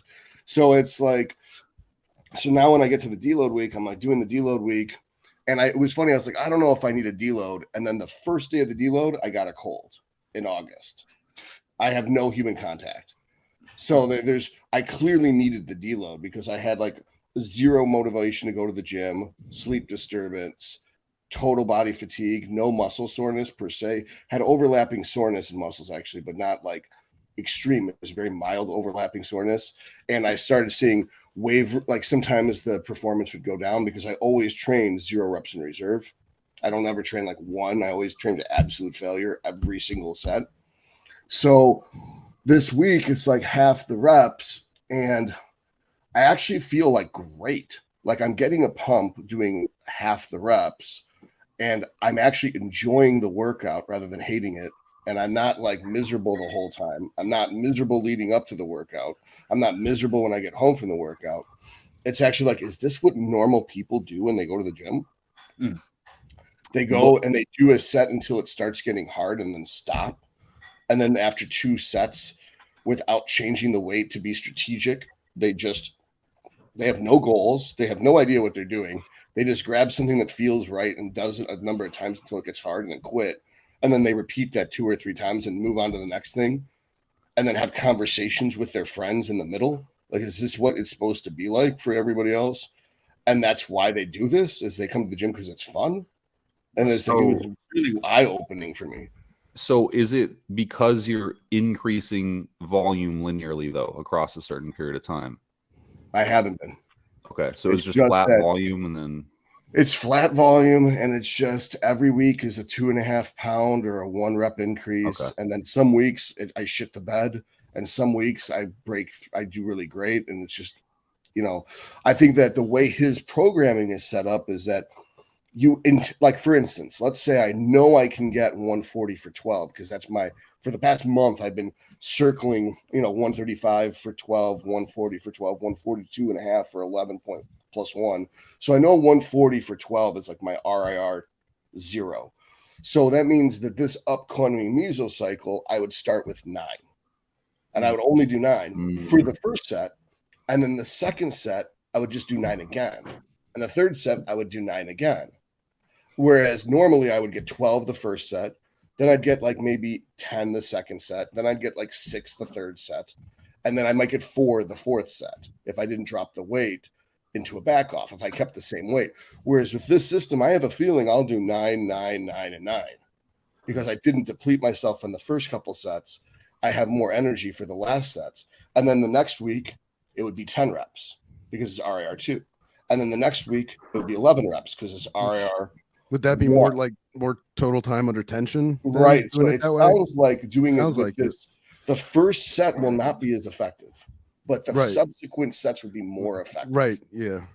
Because you're not depleting drop off, and you're not depleting calcium ions and the creatine phosphate gin system. You're maintaining all that, so you're still able to maintain relatively high workloads later into set volumes. Because what I've noticed is when I get to the arms, I'm not so fucking miserable. When I get to triceps, I'm not miserable. Normally, I shoot my psychologic or whatever emotional load on chest, then there's a little bit of energy left to do delts, and there is no intensity left when I get to triceps. Yeah. Whereas this time when I did a half-ass the whole way, I had plenty of emotional energy left when I got to triceps. I was frustrated the whole time I wasn't trying because I'm finally at the body part that means something to me and I can't actually train it. So because are you caring more about your psychology than your output at this point? Is that what you're saying, Todd? no, I think that Your emotional well-being. No, I don't have any concern for emotional well-being. I just want the muscles to grow. And so Yeah. I think that maybe getting not 4 sets of 9 with 140 is more effective than getting 12 reps with 140 and then doing 10 reps with 140 and then having to do 90 pounds for like 12 reps and then having to do 50 pounds for 12 reps. So furthermore, you're going to go into the RR style of training versus. No, I don't know for sure I will, but that's what the app's set up to do. And what's funny about the app is that it will increase the load for you if it was easy. So like if I do 140 for 9, the next week it'll probably increase to 142 for 10. And then the next week it'll increase it to 145 for 11. So that the variable you're working with is fit. The reps in reserve is a fixed variable to determine how many reps you're supposed to do, but the app will mitigate how much load increase so that the progress from mesocycle to mesocycle isn't the reps, it's the load, and the app does the load progression. You just stick to the 9, 10, 11, 12 deload, 9, 10, 11, 12 deload.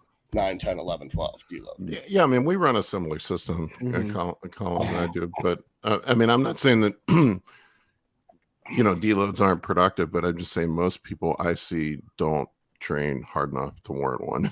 Well, and that's the thing too, is that the argument, I was talking to Luke Miller about this, and his argument was, and I think this is his argument, I'm not sure, but this is what my interpretation was, is that for inexperienced people or for less experienced people, I think was his exact words, that's why you have a system like this.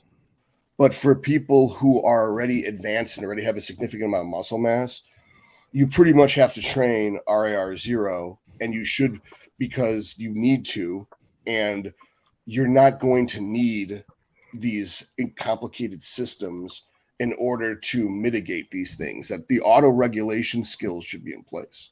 Mm-hmm. And that's a lot of me interpreting what he said. It was only a couple sentences, but I mean, we don't take anything to absolute failure. I haven't in years. We generally like 2 reps in reserve. Yeah, I'd say 1 or 2 in the tank. But my thing is, it's like most people have never trained hard enough to even know what it feels like to be overtrained. Yeah, to be able to define that term for them, or to even be able to quantify accurately. what my thing to our IR is. That's what I'm saying. Like, yeah, the Henneman's size principle, like Todd, wouldn't that kind of disregard that entire principle if you're just to stop short of failure? And it's not like you're not recruiting those larger motor units at a certain point. So I don't know where failure is. I don't know how to do a subjective reps in reserve. So I know that it's moving, it ain't moving. And I can exert more. I can dig deeper and pull something out to move it a little bit more. But I don't know if that's going to burn me out emotionally, if it's going to burn me out central nervous system, or if I'm just going to be recruiting other muscles. But I know that if I'm using the exact muscle I'm supposed to use to move the weight, and then I have to pull on something else to do it, I'm going to lose that mind-muscle connection. So am I really growing the target muscle anymore, or am I just probably not burning a lot of energy and digging myself into to move the weight? No benefit to the muscle I'm trying to train. So I don't want to spend 200% effort to get 1 more rep. So failure exists at the moment when you stop working the muscle that you intend to work exclusively, and you start to work the ego. Right, exactly. I think the way I heard Dr. Mike explain it is, he said it's like having a bank account and a budget to spend, and you have to spend that budget wisely on your training. It's they're one of the things. I got Cornelius Perkins. I was talking to him. He trains a lot of the British guys. He's pretty big with trainer with a lot of, and he was talking about treating bodybuilding like jiu-jitsu and martial arts and perfecting your technique, and also understanding how to use your energy properly. You know, like you were saying, Todd, if you're just heaving to get that weight up, you're putting a lot of stress on your joint and connective tissue. You're also probably not really optimally working the target muscle, and you're spending a lot of recovery ability just on wasted effort, really.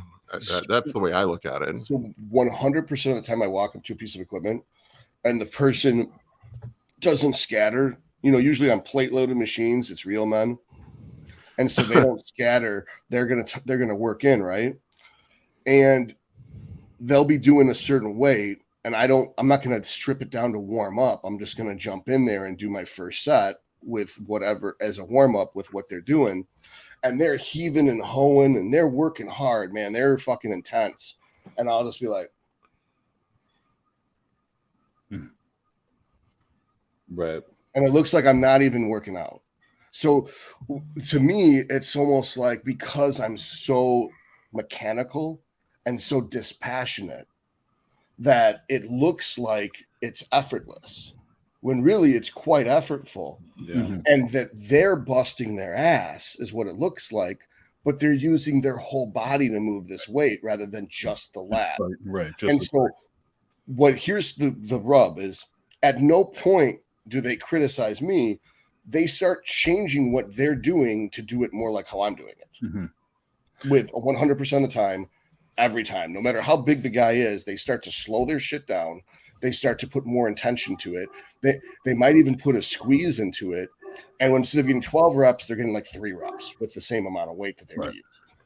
I think we all hit that point Colton and I were talking about the other day, where you get so strong that you can't really progress strength anymore, and you have to have another modality of advancing. And that's when we start tightening up form and getting Colin and I, like literally a couple of years ago, we dropped the weights on everything, and I just got really focused on perfecting the form and squeezing the muscle, taking as much load off of the connective tissue and joints as we possibly could, and then started progressing those weights again, rather than trying to just fight with a logbook and put up numbers.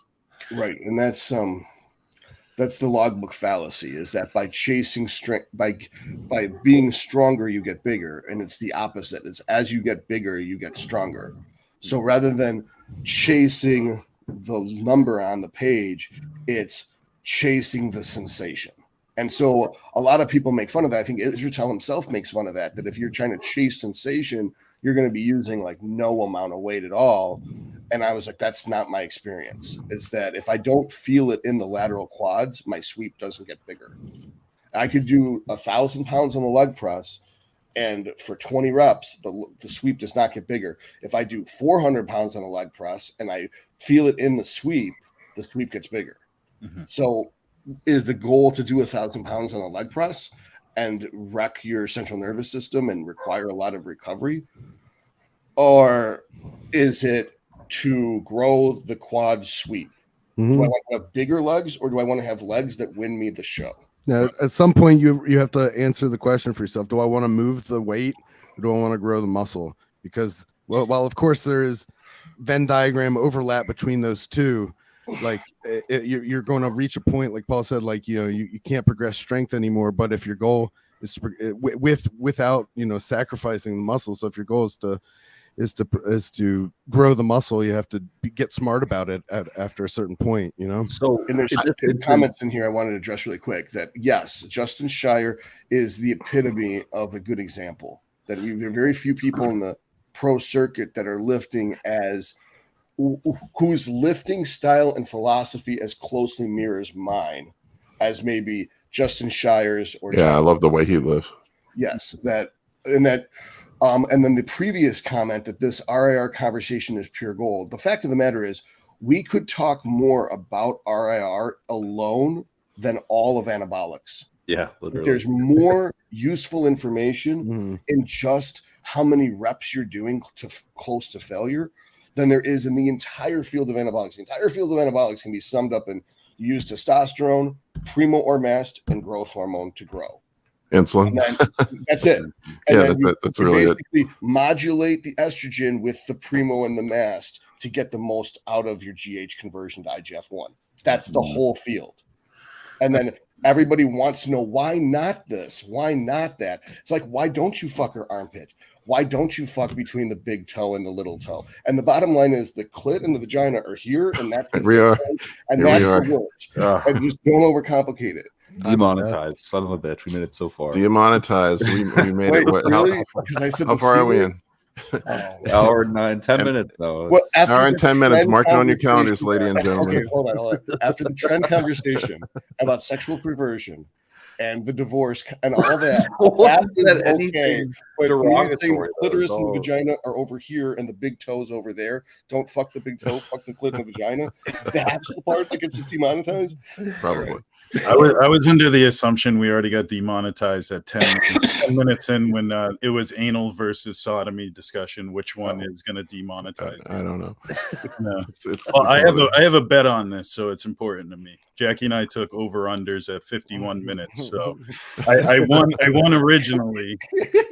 Now it's looking like she won, so I'm going to have to get some clarification here, Paul. If YouTube only gave us a scorecard. Yeah, seriously. And Maul said, it's like going to an MMA gym. Not everyone is there looking for pain and suffering to be the best version of themselves. Some people just go to have fun. I guess the gym is like that. I don't know. To me, being the same and stagnating and looking at my phone and not actually doing any work, that's not fun. I don't know. I just want to be the best I can be. Well, I don't understand anything otherwise. Otherwise, just stay at home. About your hack Play spot pickleball. reference about the hitting the sweep versus like lifting 1,000 pounds. In that instance, if you stopped feeling it, let's say you could do 400 pounds for 25 reps. At 20 reps, you stopped feeling it in that sweep. Would you stop the set? No, I would assume at that point it just went numb due to self-preservation. So how do you know the difference in other movements than where you're? Because you never felt it in the first place. It's all in the knees and the hips. When you're doing a lot of weight, you feel nothing in your sweep or muscles. No, I mean, translating that into different, like for example, the lat movement you're talking about, where towards the end of it, you're maybe starting to recruit other muscles. Because for 30 years I've been lifting, and I've never felt my lats before I started doing it the more N1 J3 style of lat involvement. And that's where it took me a year of doing it, going through the motions and not feeling it before I started to feel it, because I was trying to follow their cues, which are lean over and tuck your elbow in and do this and do this. And I was just feeling obliques all the fucking time. And now I can basically, if I just I can do it here and just feel it. Just feel the lat. I never had a mind muscle connection with my lat before. So now that I have the mind muscle connection with my lat, I can use the lat to bring my elbow to my side, where if I was to just grab as much weight as I can do and pull, it's all upper back. There's no lat involvement. Okay. It's kind of like rear delt. I agree with you, Todd. With the rear delt, if you want to just grab 100, 300 pounds and do like that, you can do it, no problem. But to get the rear delt, you kind of have to use 70 pounds. To address mind muscle connection, to initiate mind muscle connection to what for me, like you, Todd, was a harder muscle to generate mind muscle connection to. The lat for me was took me years. I grew up not using it, so I didn't even know, even when it started to grow, I didn't know how to connect to it like that. And I think that initiating the mind muscle connection really requires nuance, and nuance it slowly gets lost as you ratchet up the weight. Yep. Until you reach a point where the weight is such that it's no longer a nuance move, it's no longer a finesse move, it's just a strictly strength move, and it's less graceful. It's just, but you move the weight, and that pleases your ego, but it does not serve the muscle. There's so many parallels. Sure, and it fucks up your joints, and then you need more massages, which are more expensive, and the money you spend on massages, you could spend on more GH. There's so many parallels to jiu-jitsu. Colin and I did jiu-jitsu for years, man. You can muscle your way through the move, or you can learn proper technique and do it. Just so many parallels, man. It's really, it takes a long time, I think, to learn how to lift properly. That's especially for bodybuilding. But I think too, you also have to match the individual's personality. Like if you took a Branch Warren or a Ronnie Coleman or a Johnny Jackson and you told them to be cerebral and methodical with their training, I think it would take the dog out of the fight, and they'd just stop doing it altogether. Some people, They it's like, didn't do low reps. They didn't do low reps. No, but they were like, Ronnie always did 12 reps. Branch does 12 Right. to 20 reps. So even if they're sloppy and fast, it's still not heavy for them. I mean, a 900-pound squat's pretty fucking heavy. He said it was an 800-pound squat. He said he did it 3 times and racked it, and he could have done more. He regrets it to this day. and then he sees James Hollingshead does like 800 for 5 reps. Mm-hmm. You know what I mean? And he considers that to be pretty heavy, but he doesn't work out with that. He works out with the 700, and he does like 15 with it. Yeah. But I mean, just as far as being technical with training, and and he switched. I mean, Hollingshead started driving up to JP's gym, Kojo, right. and learning from JP over again how to retrain so he could be more specific with what he grew. And he looked better. He had a more pleasing, symmetrical look to him when he was bodybuilding rather than just power building. So you think Ronnie Coleman might have looked better if he was a little bit more cerebral? I think Ronnie Coleman had a very ugly looking physique, and that had he done bodybuilding rather than power building, he would have had a better looking physique. Clip it. Yep. There's your soundbite from the podcast. He was so genetically gifted, like out of the gate. Like just a once in a lifetime, once in a many lifetime. I mean, we haven't seen his like repeated yet. Yeah.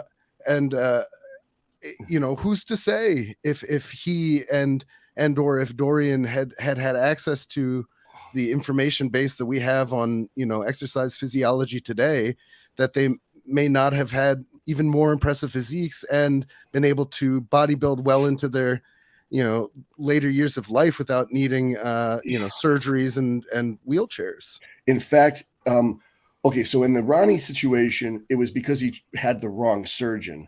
He said that lower back injury was something from football prior to bodybuilding. Mm-hmm.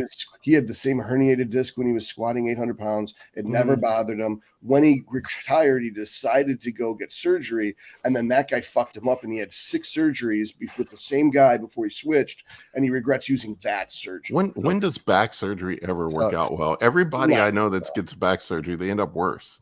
And then with the Dorian thing, Dorian himself, I think he pioneered functional training. I think everything Dorian did was perfect. Diet, training, gear, everything. He was perfect. But he admitted that he was too egotistical with his lifting. I'm pretty sure those are his exact words. I'm paraphrasing. Yeah. But he admitted that his ego didn't allow him to take a rest. Who among us, like that's all of us, right? I mean, everybody, even the great Dorian suffered from, I think once you get in your 40s, you start saying, fuck it, I don't care about ego. I'm happy enough with the way I look now. I don't want to look worse. Like my motto is live to lift another day. Yeah. Is that you can really drag that shit out. You don't have to be like these guys who are just gung-ho and then they accept that their age is caught up with them. You can be like Jay Cutler. And then there's going to be way more Jay Cutlers in our future than there's going to be Ronnies, because so many people, again, Jay never lifted to failure, not after he turned a certain age. Once he became Mr. Olympia, he's like, fuck this. I'm doing sets of 12. I'm doing 5 sets of 12. And so by the end, he's failing. But at the beginning, he's not. Yeah, so he might get 1 effective rep, then 2 effective rep, then 3 effective rep, then 4 effective rep, then 5 effective rep. So he's getting a total of 15 effective reps. Whereas if he did the work set back off set and did 5 effective reps, dropped the weight 5 effective reps, he's getting 10 effective reps, but with not as much mechanical tension. It's funny. I got to talk to Jay a good bit about training when I was at his show a couple of years ago, and he was just saying, he was like, I never did dumbbell presses with more than 100 pounds, almost never. It's like, wow. He's like, is that heavy? I don't know. You tell me. He goes, I grew off of that. Yeah. Oh, I find as I get older, my rep range just keeps getting higher and higher, and I feel much better pumps, just everything, less joint pain. I do think there is a time to build a strength base. If you're young, you're in your early 20s and you have that, your joints and connective tissue are good. It is the time to maybe push that. Mm-hmm. Like I did with DC training. I definitely have a good strength base, but you get more nuance with your training as you get older. I think when you're young is the time. I know I've said this before, but I don't know. It just seems like an apt metaphor in my own brain. But like when you're using a microscope to get something into focus, you start with the rough, then you go to the fine. And I think when you're young, that's the time to do your rough focusing. You build your base of strength. You can be a little sloppy with your form, see how much you can lift and stuff, because you're likely not going to break yourself to the point where you can't get up the next morning like you will if you're 40. And then when you get later in life, maybe that's not as viable an option for you anymore.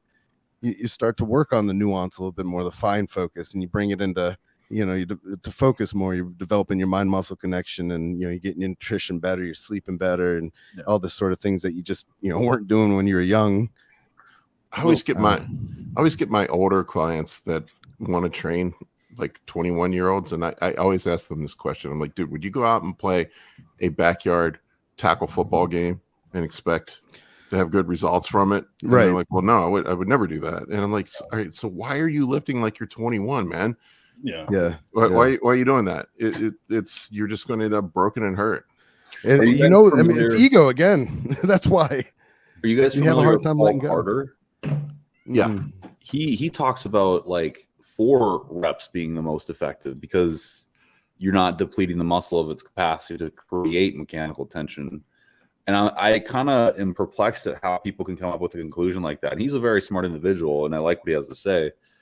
But it's like Paul Carter says, hey, like 4 or 5 reps, that's it. Like, I can see Paul Carter's also not very big.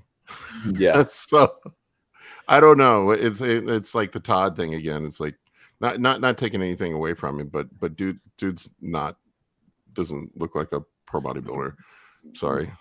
The only place I could see that being effective, for at least speaking for myself, if I already had an engorged pump, like if I was already had the blood in the target muscle pushing as far as possible, and then I put something heavy that I can handle in a 4 to 6 rep range, I might get some benefit out of that. But still, that would not be my go-to. His argument is like, Todd, have you heard of Paul Carter? Okay, wow. Okay, never mind. It's irrelevant. I wanted to hear Todd's opinion. But irrelevant. Oh, okay. Because if you know the guy, he's very controversial, and I'm sure Todd would have a really strong opinion on it. But his argument is essentially that 4 to 5 reps is ideal because you're not depleting, you're not getting a pump, like you're not depleting muscles of ions to fire, and you allow yourself to create more mechanical tension acutely. I think people say the pump doesn't do much. I tend to disagree. I thoroughly disagree. I mean, I just anecdotally, but like I feel like without generating a pump in the gym, like I feel like I've cheated myself out of a productive workout. I don't know. This is Paul Carter. I don't know. I'm sorry. I don't mean to be a dick, but I don't know how much I would take somebody's advice on hypertrophy that's doing this crap and looks like that. Where do I begin? Well, is he saying it in the sense of hypertrophy, or is he talking strength gains? Like he's talking like straight up hypertrophy. That's like his. I have to disagree. How are you going to generate a pump in 4 reps? I guess he's not gauging, muscle breakdown by the pump, like, right. His theory is that, well, you can create the most amount of mechanical tension possible through 4 to 5 reps versus. What about? Right. He's right. You can get more mechanical tension in 4 to 5 reps. That is true. But you will break down your tissue when you're over a certain age. Like you'll fuck up your joints. Yeah. And so this is only good for someone who's like 18 to 22. Right. Marty, and then his form looked like shit. Like, does that matter? Like, is his goal to have hypertrophy for hypertrophy's sake, or is he trying to look like he's actually trying to look good? He's an ex-bodybuilder, so I don't know if that matters. But that means that he wasn't a good bodybuilder, so he quit. Yeah, that's what that means. Is that he had an ugly physique and he couldn't place well, and it's probably because he was ego lifting, and now he's justifying his ego lifting with some science shit. But the bottom line is the goal isn't to even build muscle. The goal is to have symmetry. Mass is a means to symmetry.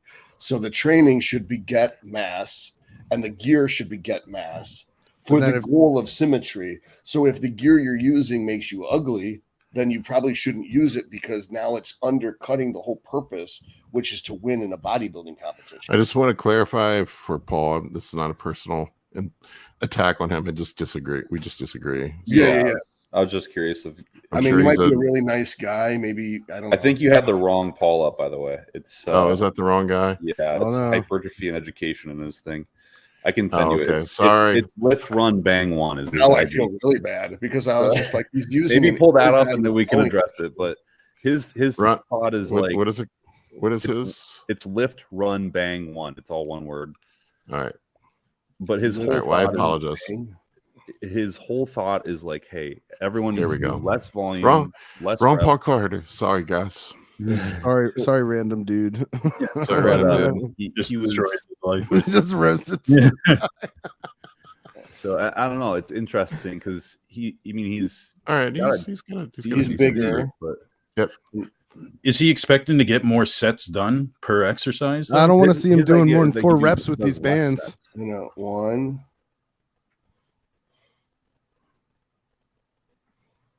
2.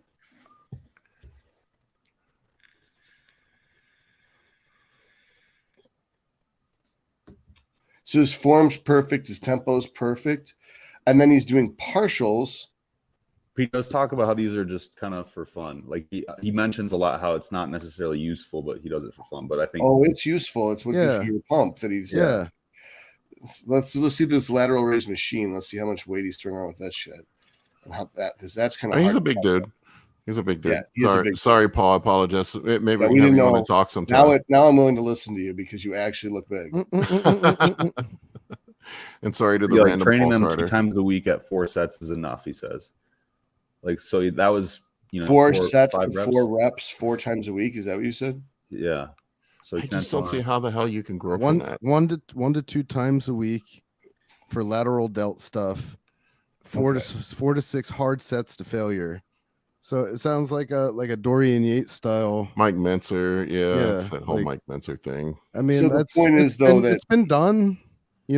It's And it is a pathway. It's not the metabolic way. It's the mechanical tension pathway, and Right. it's I recommend that for a young man. yeah. I know that for a fact. I would feel more joints than muscle. Yeah.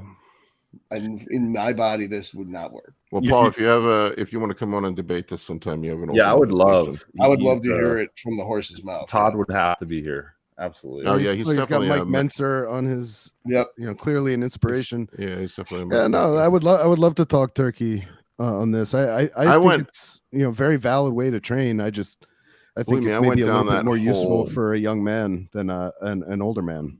Yeah. You're also assuming that everyone doing 4 to 5 reps knows how to perfectly engage the correct target muscle. That is a very good point, Dave. That no beginner is going to be able to execute with 100% efficiency under that much load. You put and quite frankly, they're likely to injure themselves. You take a beginner and you put them into a 4 to 6 rep or set range where everything's going to failure under as much weight as they can handle. Like asking for an injury. And what kind of warm up is he leading? That's a good question too. Yeah. I just go It's back the to the whole typical thing. John Meadows style. So he does like feeder sets, so they're not to failure, but they're using significant weight. That kind of So 3 reps, 3 Yeah. reps, 3 reps, 1 rep, and then he goes into the work set. exactly. Yeah. See, it's Which like, is also kind of what I was kind of like saying that that's kind of like what I was trying to say as well, is the only way I'd be wanting to find some use for that 4 to 5 reps on a lift would be as long as I'm properly warmed up and have somewhat of a pump build in that area. That's why, like, when you guys brought up Justin Shire's training is correct, beautiful to watch, but when he does like a deadlift, let's say, and he's just doing the first 2 sets of 2 reps just to touch the weight, to feel the weight. I don't know, if something about me, I could see myself getting injured if I'm only doing 2 sets, 2 reps each, and then going into my top set. I wouldn't feel completely. But he does hamstring curls in between. He does one of his warm-up sets for deadlifts. Then he does a set of hamstring curls. Then he comes up and does this other set of warm-ups for deadlifts. Then does a set of hamstring curls. So he's overlapping exercise B's warm-up while he's doing exercise A's long rest periods. Okay. So I've only seen him stick on. I guess because I've only watched it on Instagram, not like right. But his videos, he explains that he basically has overlapping sets, so that in the giant rest periods of one workout, of one exercise, he's going to be doing the warm up for the next one, so that he's not wasting too much time. Now, is he kind of supersetting, or is he allowing enough time between like deadlift to hamstring curl? So, like, if there's a 3-minute rest period between his hamstring curl sets, during that 3 minutes, he'll go over and he'll do a warm up set of deadlifts, and it'll be 1 rep. So it's basically this way he can shorten the workouts, so he's not spending 30 minutes to do 2 sets of deadlifts. That'd feel much more comfortable for sure. And he's, of course, like you said, the way that he's structured his workouts, each exercise is they warm up for the next exercise in and of itself. Okay. He's not starting with deadlifts cold, like he's not walking in off the street and doing deadlifts. Right. For me, I don't know. Maybe I'm oversimplifying thing. I look at it. There's a tried and true formula that everybody that makes it to the top levels of amateur bodybuilding or makes it to the pro levels, like if the Mike Mentzer style of training worked, everybody would be doing it. There's only been like 2 or 3 people I can think of that actually have done that and made it in the pros. Right. Yeah. Which makes them the exception.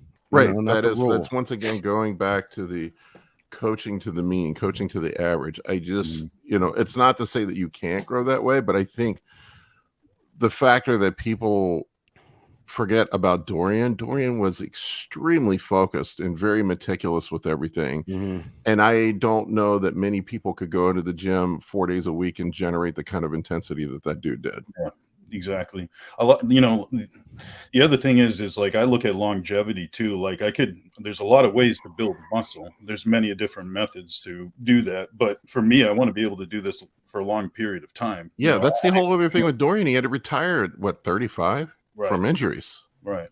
I mean, if I didn't have lifting is my outlet for me to stay sober. So it's like I'm planning on doing this as long as possible. So I have that tool in my belt, so that's why volume seems to work well for me. We're all strong. We can all lift some interesting weights for a strong body part, but I want to do it for long I don't know.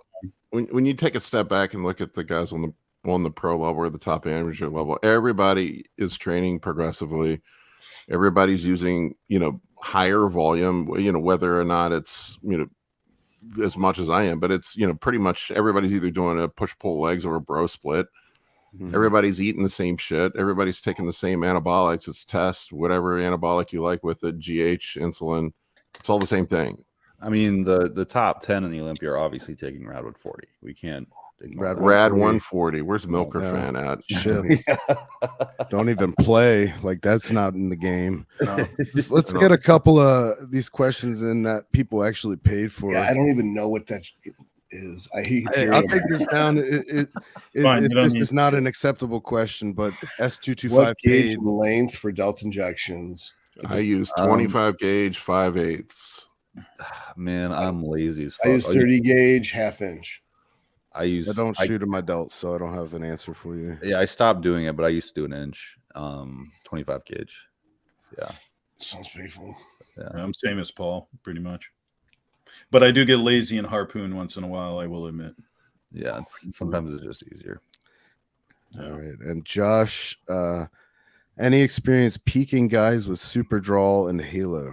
Highly recommend watch the last podcast we did on with John Jewett. Jewett. He talked I've done it before. I've done that specific combo for the 2020 North American when I actually won my pro card. You got a pretty good video on Anadrol versus Superdrol, Todd, there. I think explaining Anadrol and Superdrol. Right, but I guess he's talking about peaking with Superdrol and Halo. Yeah. And I've done it before. And it looked good. I mean, you can't compare them to other peaks unless you're the exact same body fat percentage and used everything else the same. And the only difference was the Superdrol versus the Halo. I think that I peaked just as good on Anavar as I did on Superdrol and Halo for way less damage to my liver. I mean, my blood work was fucked after I did the 1 week because I did 1,400 Tren and 700 Winstrol. Oh, And then I started ramping up the Superdrol and the Halo every day till I was at 40 Halo and I think holy 40 shit. Superdrol at That's the end. expensive. Yeah, how was your joints feeling with all that Winnie? I felt fine. Really? I hate Winstrol. Nothing, man. I've tried every oral. Nothing wrecks my liver worse than Winstrol. I don't know why. Yeah, It's worse than Anadrol. my prolactin was actually really high after that, and my AST, ALT, I think were 300-400 or something like that. My biggest go-to is like if you're going to use an oral, I think it's just more practical to use Anavar. It's Right, and that's what I guess my conclusion is that I get more out of Anavar at less cost. Like my liver can handle Anavar way better than the other stuff. Yeah, I just use Anavar, maybe a little bit of Halo anymore, just for the neuro drive and feeling better at the end. yeah. So what John was talking about is he used Anadrol this most recent time. So I was asking him, I was like, you had done 4 shows in 2021 or 3 shows in 2021, and you used Anavar, Winstrol, and Superdrol, or Halo and Superdrol. You used a different one each time, and you said that you didn't really see any benefit to the more toxic one, so the Anavar was your preferred one. And then this time you used Anadrol. What was the reason? It sounded like, and you can rewatch it. I'm going to paraphrase, and I could paraphrase wrong, but I think it was basically like there was no reason. That I looked better because I had more carbs. I don't think that the Anadrol really provided a better full look that Anavar would have. I just used Anadrol this time because on paper it makes more sense. And I think that's the closest conclusion of like a controlled study will ever have is what John did, and he's a good executor too. You could have someone who says they do stuff and they don't do it. John actually, even in his logbook, will show where he's not doing stuff. So he's like 80 to 90% on point in his logbook, which is pretty honest. Most people lie and say, I never cheat. It's like his stuff's all over the place sometimes, depending on different things that pop up. Like, I forgot to take this pill this day. I forgot to do this injection this day. I missed this meal. Like, he's honest about that shit in his logs. Yeah, his YouTube videos for the last few days leading up to his show was excellent, and the amount of it's just amazing how much detail he puts into his. I really love his content. So, somewhere in Thailand right now, Victor Black's head is exploding. Yep, dude. Man, I still want to just fly to Thailand. I'm going next week in like 3 weeks. Exciting! Go up at Steve's house. That's what I'm doing. Take me over. Take us out to dinner. It's like, let's go. I want to meet Victor. We're gonna go see him. We'll go see him. I'll make a vlog about it. It's like I want to like just to film the compound. Have him tell me to get off his lawn. I guarantee you, he'd be the type that if you met him in person, he'd be totally nice. Oh to you. yeah, he'd be the nicest soul. Yeah, it would not be talking any trash.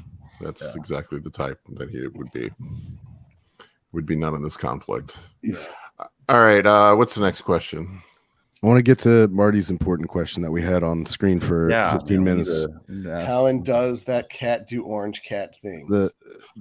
That's my cat Bugaboo. He's one of 2 orange cats that I adopted. I had never had orange cats before. So what orange cat things are like, they're known to be like the most chaotic of cats, like orange tabbies. Bug is a lover, okay, but the other one, Tony, he wakes up every morning and he chooses violence. And it's just the way he's built. He's just like, I gotta fuck some shit up. So like, I make sure I direct him towards things that are acceptable to fuck up. But yeah, Bug, as you could see earlier on screen, like he's just an absolute lover. That's Colton's got the black cat. That's where he got his name from. Who are we meeting here? Who's this sweet princess? This is my beautiful kitty. I love her to death. What's her name? Her name is Kitty. I didn't actually ever name her. So she's tortoise. Yeah. Is that what that's called? Tortoiseshell, yeah. So is she very vocal? Very vocal. Yeah, like it is. If I'm sitting here and I don't pay attention to her, I have to mute my mic because she'll. That's a tortoiseshell trait. I've got one too. Yeah, it's so fun. Paul's heard her on every meeting that we've ever had. Oh man. Yeah, Jackie and I have 3, and I'm sure Paul or Todd has seen our cats from check-in photos probably constantly every week. They're right by our feet during check-in. I'm a dog. They're a lot of guy. fun. Yeah. I only ever had dogs, and then I met my my now wife, and she had cats, and so I just had to learn how to operate around cats. It's very different than how you are around a dog, and but they they won me over, obviously. Yeah, I live on Pea Island for sure. every it's just a nonstop, like every day I'm dealing with litter, changing litter, sweeping litter, taking, it's just like, Not for me, man. it's a labor of love, like I know I'm not gonna have kids, so I just like dealing with these little animals. Dude, that sounds so horrible. It's not for everyone, dude. No, I get it. I'm this is a way in which I'm an out. outlier. Like I do not recommend anybody else have 6 goddamn cats and a fucking 100-pound half Great Dane, half pit bull in a small apartment. I don't think that's the move for most people, but for me, it makes me happy. It's just like any pet. If you get good ones, they're fine. It doesn't matter what they are, breed or whatever. Yeah. I wasn't a cat person, but if they were not well behaved, I would not be very nice to them. Yeah. Here, I got my giant 90-pound 6-month-old puppy behind me. Yeah, he's cute, man. He's so cute. He's dirty bulking. He's an asshole. But it's just St. Paul, he wakes up and cries because his food bowl hasn't been filled. Oh yeah, he'll go sit by his food bowl and cry. Motherfucker puked on me at 5 a.m. like all over me. I woke up and I'm like, I heard in you the bed. Yeah, in the bed, man. That's the best alarm clock you'll ever encounter in life. And I'm like, in the deepest sleep. Yeah, if I hear a dog what's start to going yak, on? And like I'm up like a felt the goddamn warmth. fireman. I felt the warmth of vomit on my chest. I'm like, oh my god, why? It's awesome. We literally we have one of those cat feed dispensers that are on a timer. Mhm. Our cats literally eat 6 times a day, 2.5 hours apart. It's just like you, right? Shut Yeah. up. I've often remarked about that. Same in my house. Yeah. They eat every 2 hours. Is that so that they eat while you're eating, so that they leave you? It's what the it's tortoise shell demands. It's what the old tortoise shell, the oldest cat in the house. She got no teeth. She's the smallest, weakest cat, objectively, but she rules the fucking roost, and she wants to eat every 2 hours. So everyone eats every 2 hours. But I have remarked that it's the same diet I'm on. We do that. Entrepreneur putting his fucking Instagram handle in his name, like that's so clever. What's that? Like Colton being the CEO. Oh yeah, putting his shit up so people can get a hold of him. And that's a smart person right He there. doesn't need to be coached. We have an amazing team. Can you imagine not doing something smart like that and making your Instagram handle something silly? I would never. No. I never understood that, like why people have fucking weird ass Instagram handles. Chewbacca Me neither, uncircumcised. I would never do that. Well, that's different. You're not trying to make money off of Instagram. But like, I'm not trying to make money off of it, Todd. Right? Just because I've not made any money off of it doesn't mean I'm not trying. Ours was like 30 seconds. We're like, what do we want to name our? Well, that's your business. That's different. It's the name of your business. We didn't even have blue collar bodybuilding as a name. We just were like, oh, we'll call it Mr. and Mrs. Blue Collar Bodybuilding, and then we started actually naming our coaching service. Name. I just kept mine simple. It's my name. Mine's just my name. Yeah. It's my real name too. It's not a fake pseudo name like some other PED experts out there.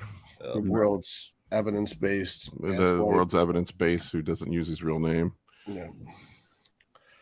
But yeah, if we didn't feed our cats like that, they're the other 2 cats, the 2 girl cats would have no chance of eating because the boy would just stay over the giant pile of food and just eat it till it's gone and then puke it everywhere.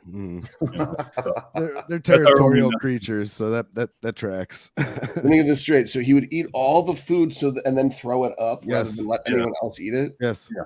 They are not pack animals, Todd. I think you'd appreciate a cat, honestly. Yeah. You have a lot in common with a lot of cats that I've met. They're looking out for numero uno. They're nature's perfect their nature's perfect killing machine. but then God had the sense of humor of stuffing them into like an 8-pound body that is roughly the shape and size of a baby, and so you want to pick them up and kiss them, and they're like, no, I'm a terror. I went down the rabbit hole watching cats fuck up snakes the other day. How cats are have faster reaction times than snakes. Yeah, They they play with them. Yeah, They play with the fucking like venomous snake. They're like, bap. You like that? Bap, bap. It's like a fun game for them. The snake's like, yeah, fuck this shit, and leaves. Yeah, there was some neuroscientist that did an analysis on how much like cats have like twice the. I don't remember. It was significantly faster reaction time than a snake does. Huh. So they can totally screw up snakes. Do we have any other questions? We got a few. Yeah, There must be. Who paid? Yeah, no, we got all the paid ones. So let me see here. What do I like? Jason, guys, any experience taking orals sublingually? I feel like I answer this question every week. Put it in your butt. That's all you gotta do. According to John Jewett, anal is the best. Bukkake. I think they call that bukkake administration, and it does work. I'm not patient enough to let it dissolve and have it just sit under my tongue. Yeah, I'm the same way. I always do with everything. I'll like snap the pills in quarters, just like break it up, then swallow that, just so it makes me think it's going to get hit harder and more absorbed. What would be faster, Todd, if you took it sublingually or if you like crushed it up and dissolved it in hot water and like drank it that way? Sublingual. In fact, brush your teeth first. You have micro tears all through your gums. Oh, yeah, you've mentioned that before. Yeah, brush your teeth and then take it sublingually, and it'll hit even harder.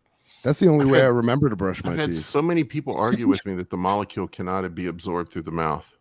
But it's because they don't have the right carrier molecule. If you make your solution with propylene glycol and ethanol and maybe a little bit of DMSO, it'll absorb real quick. That they're taking a pill and they're crushing it up in their mouth rather than having a liquid solution of Anavar and then putting it sublingual. All right. I've just looked at people who have been taking them and swallowing them for years. Seems to work fine. Good enough for me. Yeah.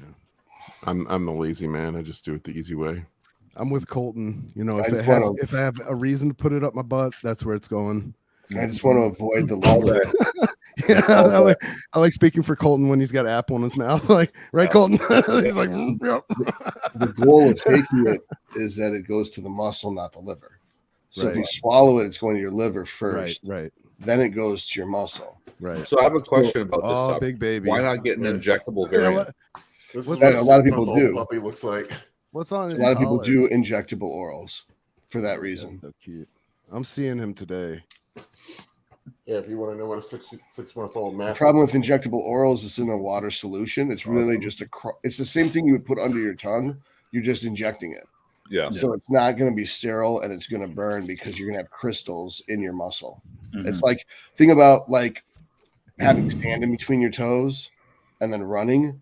Now that's like lifting with crystals in between your muscle fibers. Yeah, no fun. Yeah, no bueno. Injectable T-ball is like one of my favorite drugs ever, but Why? I don't know. It's just awesome. Like the central nervous system boost I get, and you feel so euphoric. Like it's the weirdest euphoria. I really enjoyed it.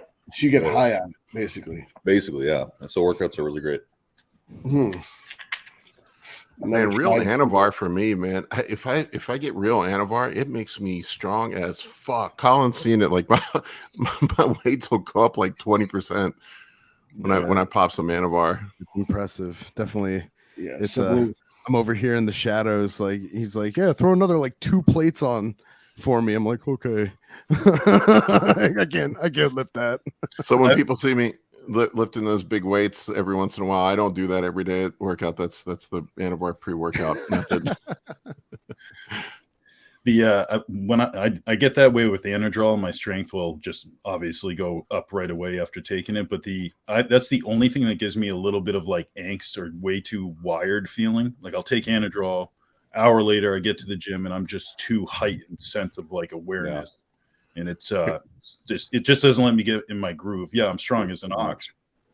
Here's another You gotta Todd is balance that with important. THC. Balance it with THC. Yeah.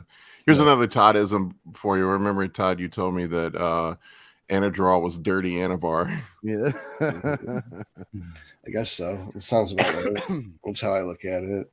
Because it's Dirty. like you're getting the same strength benefit. Some people will argue with me, feel free.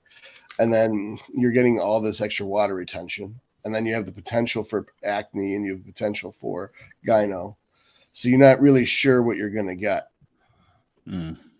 I'll never forget you called it dirty Anavar. All right. Any other questions, or should we wrap this up? I mean, we have more questions, but I'm coming happy up to on answer 2 more hours. questions. Whatever you want to do, Paul. I don't have a limited attention span. Let's do one more and then we'll wrap this up. All Pick a good one. Pick a good one. One more. All right. Well, will good one be short? A short answer or a long answer? Pick the complicated one. Only All right. cat questions only. All right. Very Cat simple answer. questions only. Colton said pick the complicated one. Brendan, bring the pain.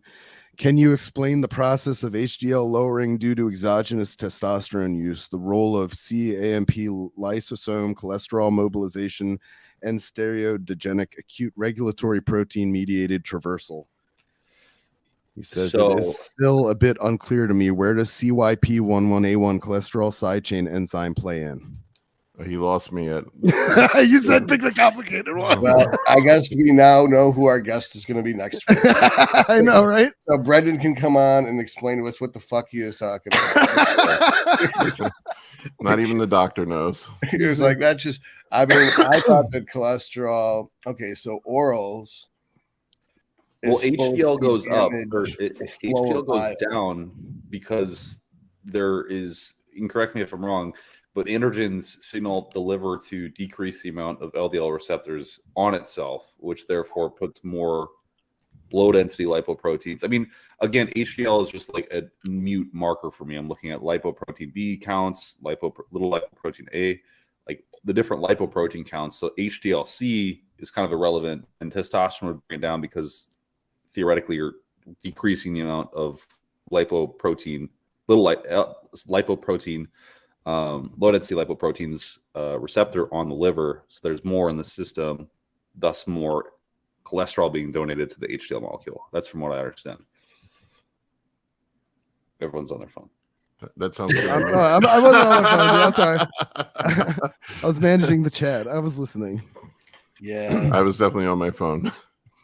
Yeah. So He lost me at Lysome.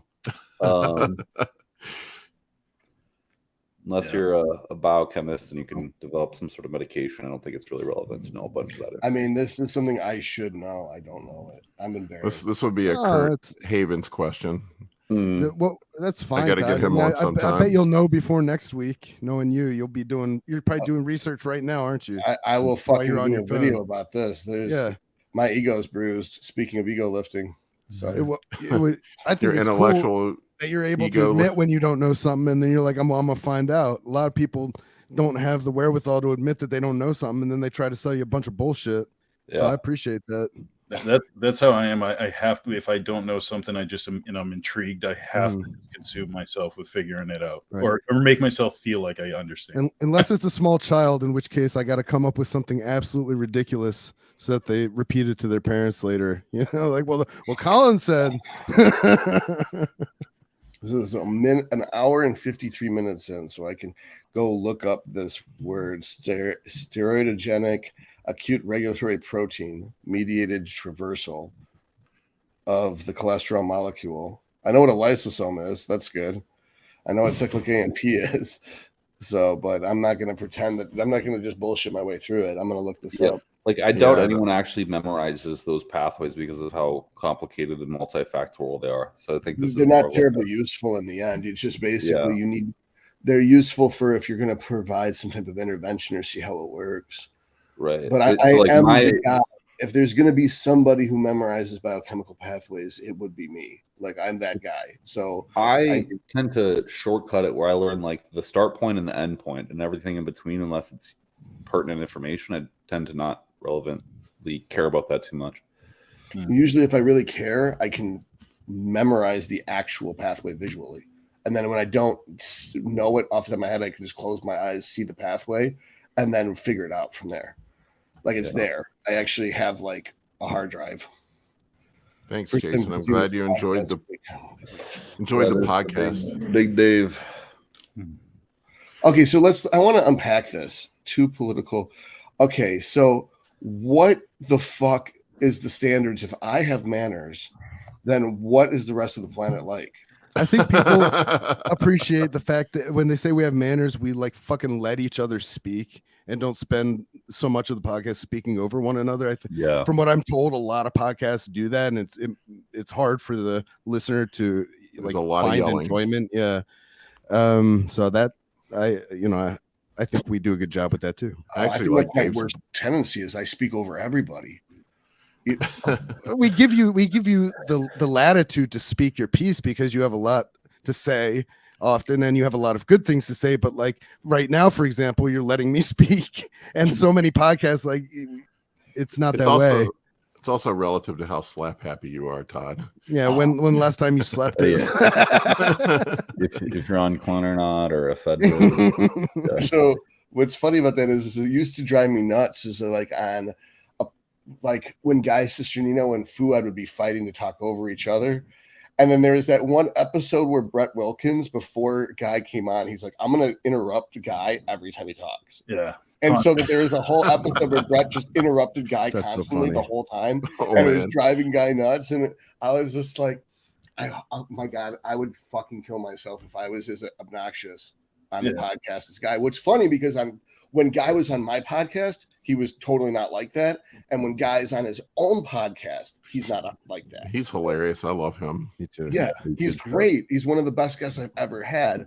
But what's so funny is when he was on Fuad's podcast in particular, he would be more, I guess, have more high strung, I guess is the best way to put it. I think he was enjoying himself more, just kind of a little more open, on Fuad's. He was just excited to be on, He's hilarious. He cracks me up. I remember that episode. Finally, he just had enough. He throws his hands up. He's like, "What the hell is going on here?" Like they were fucking with him. Yeah. So I've always not wanted to be that guy that talks over everybody because. Oh, I just wanted to remind everybody too, for people that have got the podcasts and all the videos and stuff are up on Spotify, Amazon. Anywhere you can get podcasts online, right? Yeah, I'm still working on Apple. Apple has almost everywhere you can get podcasts online. Apple charges you to put podcasts up on their platform, and then you have to go through an approval process. So I am working on it. I haven't known Apple to nickel and dime like that. So literally the going on the streaming or the podcast stuff is costing me money and I make zero from it. So for the people that complain about my sponsorships, there you go. I find it so weird that anyone would complain about free information. Like if you don't like free information, go fuck yourself. Don't watch something else. Oh man, believe me, the YouTube is not a profit center. Yeah. It's like when I watch Dr. Mike Israetel, I mean, the amount of free knowledge he is giving to you consistently all the time. And you watch some of the comments, there's always one asshole that's just complaining and like, it's just not grateful for what they're getting. And it's like, he literally did a 20-hour like dissertation master course on his hypertrophy book on his YouTube channel that's for free. Yeah. Like every chapter goes through and breaks down like a 20 to 30 minute lecture on every chapter. Yeah. And I watched those, and I didn't even read the book because I was going to buy the book. And then I just watched those and I was like, I don't really need to read the book now because I read the book and watched it. It was excellent. I got to see if I can get him on sometime. That would be amazing. Hilarious. He was on, I had him on my old podcast and he was fucking awesome. He was a great guest. The first thing he says is, "Am I allowed to swear on here?" Like, you can do whatever you want. It's like, all right. I do have to admit, I have a bit of a bro crush on Dr. Mike. Yeah, I have to say comedic relief is amazing. You guys saw how I went, like, what do you call it? Fangirl for John Jewett. It's like when I got dressed up and everything. It's like I'm the same way about Israetel. I would say between John Jewett and Israetel, those are the two guys that I like. what's it? Israetel. I've watched a bunch of his videos on YouTube where he Thanks, breaks. Brandon. Yeah, thanks, man. Boom. He talks about like actors and actresses training for roles like superhero roles and stuff, and like I love those he videos. breaks down The their reaction videos. Yeah, so Yeah. funny, right? I love that. Yeah, he breaks down like their exercise protocols for like getting into shape for their superhero roles and just tears them apart. And he's very funny. What I also like is this other channel, Making Progress. I've watched all of those. He's actually really good on that channel. I Yeah, like genuinely every enjoy it. fucking subject, he knows more than every expert. Like he's that smart about everything. But then he's humble too. He's not like an Mm. a-hole, you know. He's not arrogant. Well, he explains things well too. Like Jackie and I always call him Forrest Gump's mom. He has a way of saying things so I can understand them. Like, you know, Does that make you Forrest Gump, Dave? yeah. Hey, what a life! I'm man. I know what love he is. Oh my god, That's one of my favorites. It's But a he, great does, like, movie, man. he can take a very complex, like just explaining reps in reserve, and which might not be so complex to us, but having someone understanding it and then being able to use it in the gym, he gives you a lot of cues of how to look at it, and it's just well done. It's not an easy thing to put into practice what everyone's saying. And Moss said he likes authentic people like authentic, genuine content. Thank you. Yeah, Appreciate and that. what's funny is because we're talking about authentic and genuine, Israetel says some pretty fucking crazy shit in his jokes and his analogies. And I feel that I am not as bad. So it's weird that I get demonetized so much because I know that on his Making Progress channel, he even says, like, I can't even talk about this. Normally I talk about whatever I want. And this is a subject I will not talk about. Like the race and IQ thing, he will not touch that with the football. He's so clever about it, though. He like sneaks it in. It's like he gets it in. Oh my God. Talking about people taking things literally. I got to end up with this one. I had some dude tell me my head looked like my blood pressure was out of control when I was doing the machine press thing. So I put up a post about it where I like it was. I got to show you this, and then people 115 over 75, right? Yeah. People thought this was for real. I'm like, oh my God, I have lost faith in humanity about how stupid people are. So I put this up and I said, look, my blood pressure is just fine.